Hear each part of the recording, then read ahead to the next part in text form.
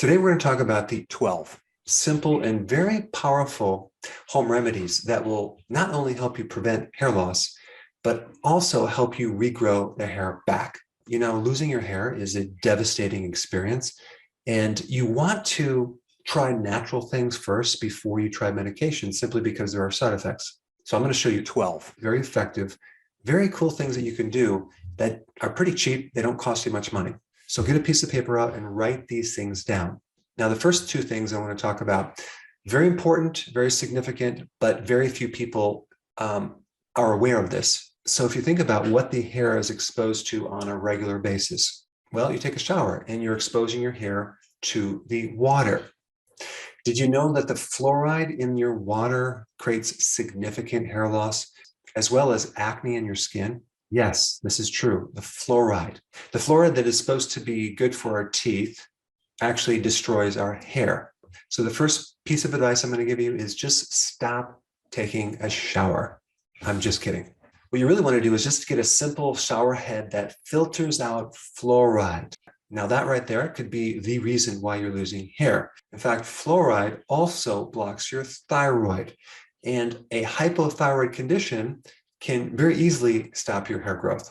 All right, the next thing you need to know about is your shampoo. Sulfates. Sulfates destroy protein, and your hair is made up of 91% protein. So if you're exposing your hair to sulfate shampoos on a daily basis, you're literally creating all sorts of problems and inhibiting hair loss. So you really want to make sure you get a sulfate-free shampoo. All right, those are the two things that you just need to avoid.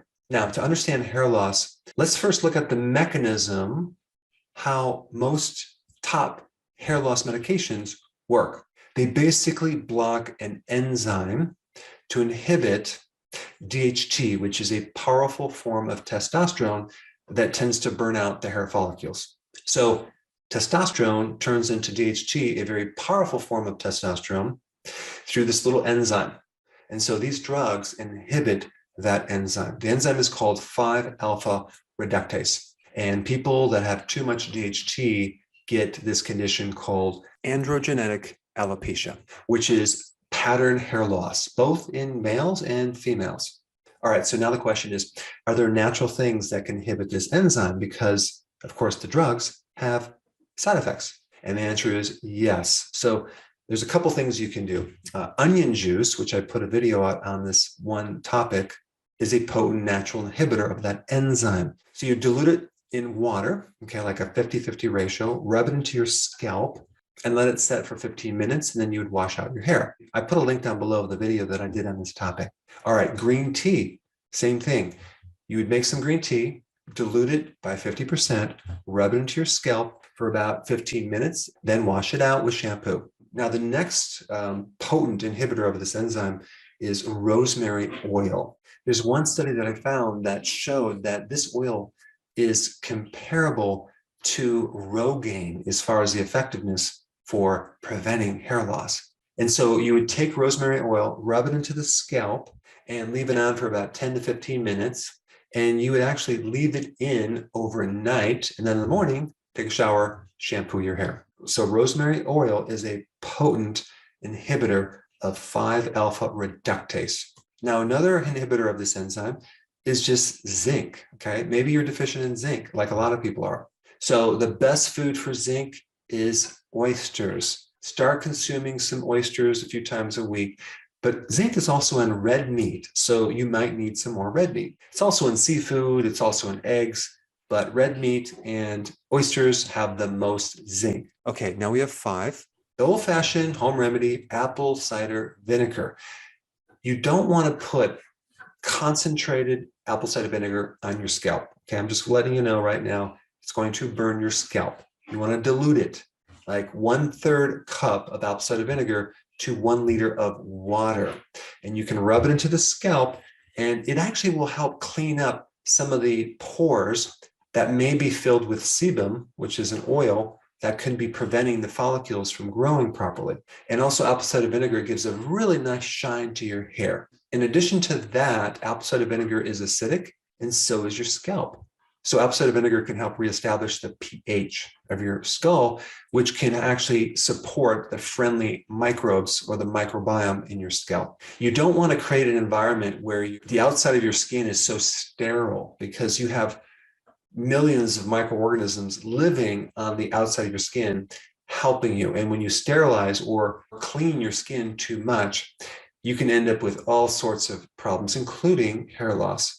So this is why you want to minimize the amount of chemicals that you expose your skin to. Let's go to number 6. What if you go on the ketogenic diet and you start losing hair? What does that usually indicate? That usually means that you're not consuming enough protein. That's the number one cause. So increase your protein, okay? There's some other things you want to look at as well. Number 1, trace minerals, especially if you are doing intermittent fasting or fasting with your ketogenic plan, because we are very, very deficient in trace minerals in our food. Trace minerals are minerals needed in very small amounts, but they're very, very essential. So either consuming food high in trace minerals like sea kelp or shellfish or fish from the ocean, and sea salt is a good one, or just get a plant-based trace mineral product, will add more trace minerals to give the hair what it needs to build. All right, the other key vitamins that are needed are the B vitamins. And so there are a lot of links between a B vitamin deficiency and hair loss. So you want to make sure you're taking enough B vitamins. And so nutritional yeast is a really good remedy for that. Just make sure that when you're doing nutritional yeast, that you want to get it unfortified with synthetic vitamins. All right, number 7, cruciferous vegetables. If you have too much estrogen, that can affect your hair. This is why women, when they go through their menstrual cycle, tend to lose hair. This is an excess amount of estrogen. And so one of the natural ways to help regulate estrogen is to start consuming cruciferous vegetables. Another great way to regulate estrogen would be to take sea kelp, because when you take sea kelp, you get more iodine, and iodine also regulates estrogen. Now, one more side note on that. Let's say you're menopausal and you start losing your hair. That usually is higher levels of cortisol related to stress. And if that's your situation, I put a link down below on cortisol, because that's a very, very important topic. Let's talk about number 8, selenium. Next home remedy would be something to support a hypothyroid condition. If you have a slow thyroid, a lot of times you'll lose hair. And one of the key trace minerals for the thyroid to support it and help convert T4 to T3 is selenium. And the best food for selenium is Brazil nuts and seafood and seaweed or sea kelp. Now, if you do sea kelp, you also get the iodine that's also good for your thyroid. And one note about that, you can have a hypothyroid condition from other reasons that are not related to selenium. For example, you can have high estrogen. Too much estrogen inhibits the thyroid function. You could have a fatty liver or liver damage. That can stop your T4 from converting to T3. You could have gut damage from antibiotics, from eating the wrong foods, especially gluten. I would say out of all the foods that is damaging to the thyroid, it would be grains, specifically the gluten in the grains, okay? So if you have Hashimoto's, which is usually 90% of all hypothyroid cases, you definitely need to avoid gluten like the plague, because that will keep the thyroid inflamed and you're going to have a difficult time fixing that problem. Then we have 9, increase your vitamin D. You want to get more sleep, and you want to start exercising to reduce stress. Stress is a huge problem with your hair. In fact, a lot of people, if you ask them, when did you lose your hair? After an emotional, stressful event, because you're spiking cortisol, and cortisol is very damaging to proteins. Now, a couple things you can do if this is your situation. Start taking more vitamin D. In fact, you just need to be out in the sun more if you can do that. Now, if it's winter, it's going to be a hard time, but more vitamin D can greatly, greatly help your hair and lower your stress. Vitamin D3 can act like a natural cortisol hormone. but without the side effects. It does very similar things. It's an anti-inflammatory. So to reduce stress, you want to increase your vitamin D and or expose yourself to sun. You want to get more sleep. I have a ton of videos on that if you're new to my channel. You want to start doing daily walks, and you want to start exercising to reduce stress. All right, number 10. In a lot of hair formulas, they add silica. Okay, silica gives the hair its strength. And most spring water has silica, like Pellegrino, and even most other types of bottled water where it comes from a spring is going to have silica. You can even buy silica-rich water, which is really good for the hair. In fact, you're probably going to notice that your skin, your hair, and your nails will all just start growing and become very strong if you start consuming silica. All right, 11, the ketogenic diet, as well as doing intermittent fasting. If you are female and you have polycystic ovarian syndrome, you have to realize that one of the big side effects is hair loss because you have this spike of androgens, and that's coming from insulin. So just by understanding that simple relationship and lowering the amount of insulin, you can help lower androgens and help prevent hair loss. So how does that happen? Well, start going on a low-carb diet. That's called the ketogenic diet, as well as doing intermittent fasting. And lastly, 12. If you look at a lot of remedies for hair loss supplements, they always add biotin. Now, what's this biotin? Biotin helps proteins in your body, especially hair.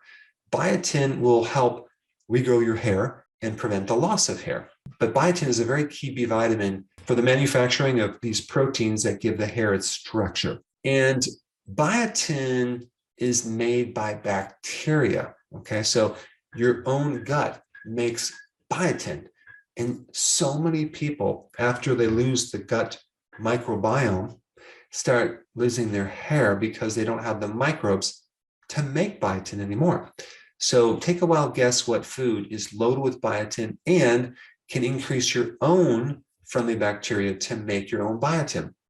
Sauerkraut. Sauerkraut has 100 times more probiotics than most probiotics. And the good bacteria in sauerkraut survives the acid in your stomach. Plus, it gives you massive amounts of vitamin C, which is also needed to help grow proteins, specifically collagen and keratin. So sauerkraut on a regular basis can greatly help you reestablish your microbiome in your gut, help give you vitamin C, and give you more biotin. Now, if you have a receding hairline, I did a very specific, important video on that topic, and I put it right here. Check it out.